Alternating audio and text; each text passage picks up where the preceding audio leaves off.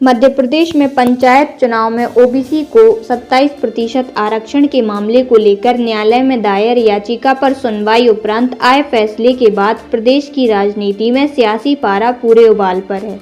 जहां ओबीसी के दिए आरक्षण पर स्थगन को लेकर अब भाजपा कांग्रेस में बेचैनी देखी जा रही है और ओबीसी वर्ग के वोट बैंक को साधने को लेकर दोनों ही दल एक दूसरे पर इस मामले में आरोप प्रत्यारोप लगाते हुए ओबीसी वर्ग के हितैषी होने का दम भर रहे। जहां मामले में आज सरकार द्वारा कांग्रेस पर लगाए जा रहे आरोपों पर सफाई देने शहर कांग्रेस के द्वारा प्रदेश संगठन से मिले निर्देश पर वार्ता का आयोजन कर अपना पक्ष रखा गया। हालांकि इस मामले को लेकर विधानसभा में कांग्रेस की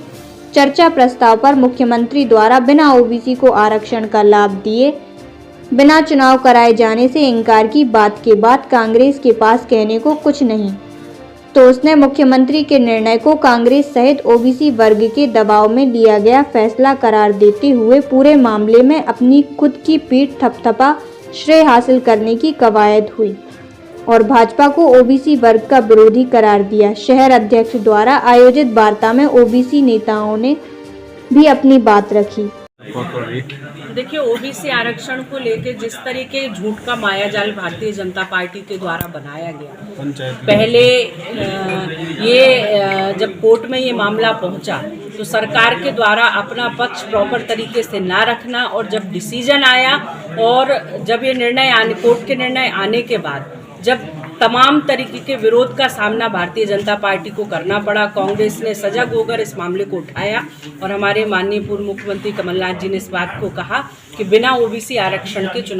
पंचायत चुनाव नहीं होने चाहिए। जब इस मुद्दे पर उनको लगा कि नुकसान होता उनको दिख रहा है, तो आज वो बैकफुट पर आए और मुख्यमंत्री ने प्रदेश के कहा कि बिना ओबीसी आरक्षण के चुनाव पंचायत के नहीं होने चाहिए। तो ये कहीं ना कहीं कांग्रेस और ओबीसी वर्ग के लोगों के दबाव में आकर उन्होंने ये कहा है और वो भली भांति इस बात को समझ गए कि इस मामले में उनका नुकसान हो रहा है। भारतीय जनता पार्टी लगातार जिस तरीके का झूठ फैलाती आई है और आरक्षण को लेकर जो उन्होंने एक मायाजाल बुना था वो मायाजाल टूट रहा है और आज इसी बात को लेकर हमने इस पत्रकार वार्ता को बुलाया था। कभी भागवत ने कहा था कि आरक्षण का समीक्षा होना चाहिए, आरक्षण खत्म होना चाहिए,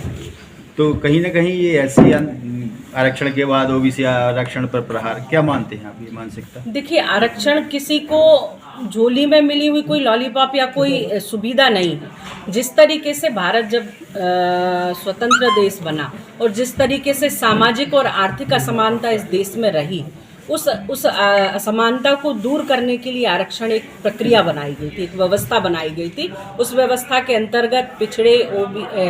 अनुसूचित जाति, जनजाति और ओबीसी के वर्ग के लोगों के लिए आरक्षण दिया गया। जब तक ये असमानता समाज से दूर नहीं हो जाती है, जब तक मुझे नहीं लगता कि आरक्षण को हटाया जाए। इस लड़ाई को कहाँ तक ले जाएगी कांग्रेस? देखिए, कांग्रेस तो सदैव से कांग्रेस ने शुरुआत से जब कांग्रेस की स्थापना हुई थी तो कांग्रेस ने इस देश को स्वतंत्र कराने का काम किया और स्वतंत्रता के बाद जो हमारा दबा कुचला समाज है, चाहे अनुसूचित जनजाति के लोग हों, अनुसूचित जाति के लोग हों, पिछड़ा वर्ग के लोग हों या सामान्य वर्ग के भी आर्थिक रूप से जो संपन्न लोग नहीं हैं, उनको हमेशा उनकी भलाई के लिए कांग्रेस ने काम किया है और सदैव जब तक